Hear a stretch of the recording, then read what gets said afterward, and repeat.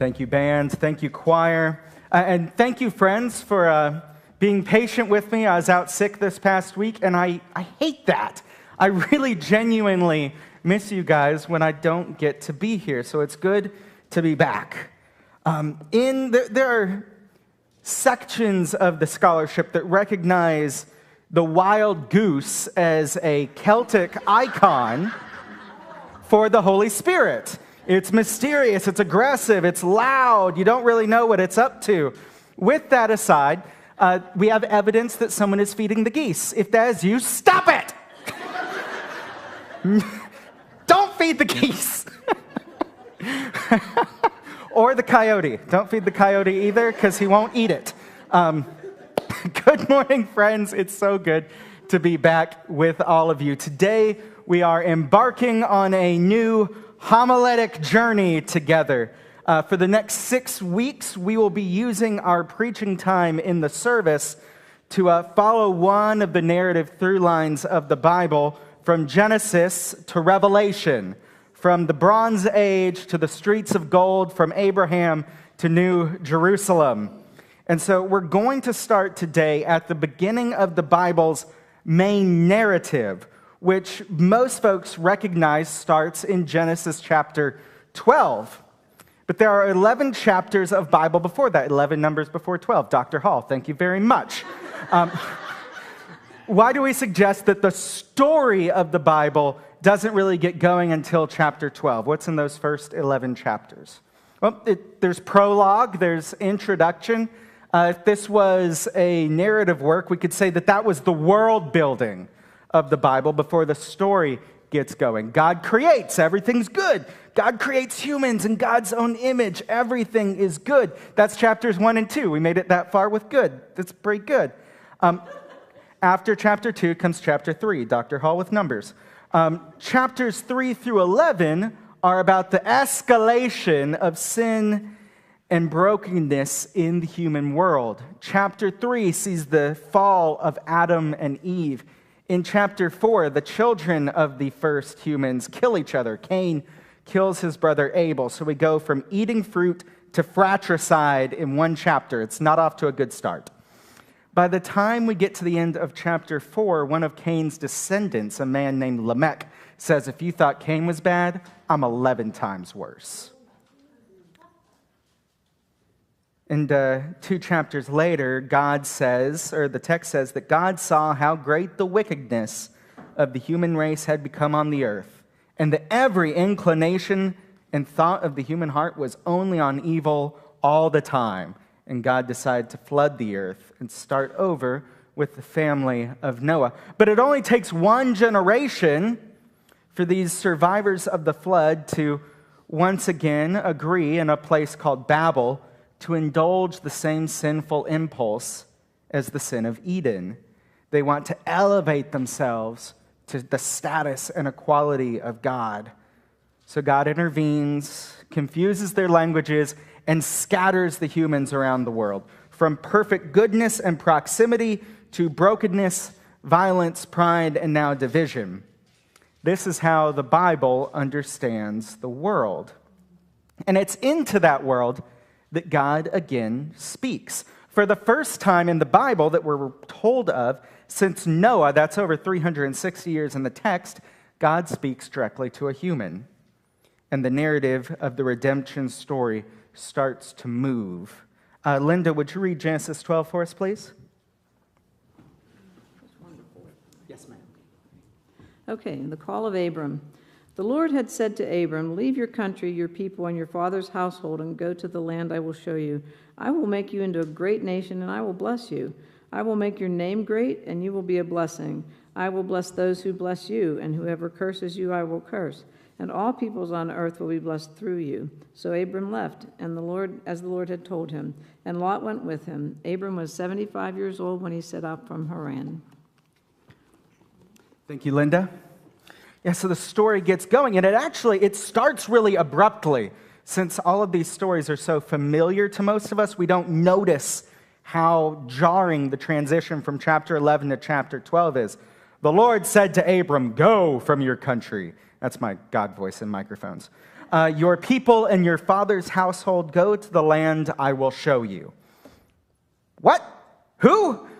We aren't told who this Abram is. We've never heard of him before. He has no backstory. There's no buildup. There's nothing. Just interruption and introduction all at once. God speaks to this Abram dude, and his life is never the same. And if we're being honest, that's often the way God works in our lives, not on our timeline, not with a full explanation. Like here, where God speaks to Abram for the first time and says, go, leave your country, leave your people, leave your father's household, everything familiar, everything stable, everything that tells you who you are. Go, and I'll show you where it is once we get there. Not here's a map, not here's our 5-year strategic plan, just I'll show you when we get there. This is not just a relocation. This is reorientation of everything in Abram's life. And then God makes a promise, a big 3-fold promise. And it contains, I will make a great nation of you, I will bless you, and all the families of the earth will be blessed through you. And that last part is the point of all these promises. God does not choose Abram instead of the world. God chooses Abram for the sake of the world. God looks at a fractured, divided, violent world, and instead of wiping it out, again, God starts something new. God starts a family. And that matters because family is where our identity is formed. It's where we first come to understand values. It's where we first come to understand that we're loved and safe or that we're not. God is not just fixing a problem here. God is forming a people. God is raising a family. And from that very beginning, while the family will be called to be different, they will not be called to be closed. God says things to them like, I will bless you so that you will be a blessing. Abram is not chosen to hoard blessing. He's chosen to carry it, to extend it, to embody it, and ultimately to share it. From the very beginning, that's the plan. And we need to name something clearly here because I think it gets misunderstood and misused sometimes by accident, sometimes on purpose. When the Bible talks about being chosen, it does not mean better than, more valuable than, more loved than. To be chosen is to be given more responsibility. One isn't chosen for their power, fame, prosperity, or even because of their skill, merit, or piety. They are chosen by God to reflect something about God. They are chosen to live differently, chosen to show the world what God is like. Being chosen isn't about status, it's about participation in what God is doing. So Abram and his family are chosen for the sake of others. And that's the beginning of the story. That's how it gets started, a calling to become the kind of people through whom the whole world might be blessed. And it starts with this simple disruptive word, go. And the command accompanied by that 3-fold promise. God promises to Abram, if you're a note taker, this is a place to note. God promises Abraham land, prosperity, and a place in the story. So let's take a moment and break those promises down. First, land. God says, I will show you a land. God's taking these people somewhere, and that promise gets fulfilled pretty quickly. They go. Abraham does what he's told. He goes. They settle. They make a home. They leave it for a little while, and they come back. Second promise, posterity. God promises Abraham a family. And Abram becomes Abraham, and Abraham becomes a father. And at first, this promise, its fulfillment looks pretty straightforward. You have kids, you did it. The promise has been fulfilled. He has children, just like he wanted to, just what he had hoped for. But the kids grow up. The family expands and grows, and more people are brought into it. More people are made from it. And eventually a nation starts to form. And third, next, last, Abraham is promised a place in the story. God promises to bless Abraham, but not blessing as an event. This is blessing as a reality. Abraham receives the blessings of God, but these blessings of wealth, land, a home, a family, they're not ends in and of themselves. They're not the point. These blessings, when received, are not the point of God's favor towards Abraham. They are meant to spill over. They're meant to overflow into the whole world. Abraham and his family are going to be conduits of God's love, favor, and blessing towards the whole creation. God says, I will bless you, and you will be a blessing to all the families of the earth. There's also something going on here for us in these promises, and how we, through the gift of the Bible, get to learn something about how God's promises tend to work. Here's another, if you're a note person, we got some terms. God's promises don't usually happen all at once. They seem to build, to grow, to expand, and unfold. Sometimes there is here's a term for you, an immediate fulfillment. Something real, something you can point to. Abraham gets land. Abraham has kids. You can see it, you can trace it, you can tell that story easily. But when Abraham dies, the blessing and the story keeps going. And when you begin to realize that this God is still working out those same promises, you start to see that there's also a progressive fulfillment to these promises, a way that the promise continues and outlives the face value version of the promise.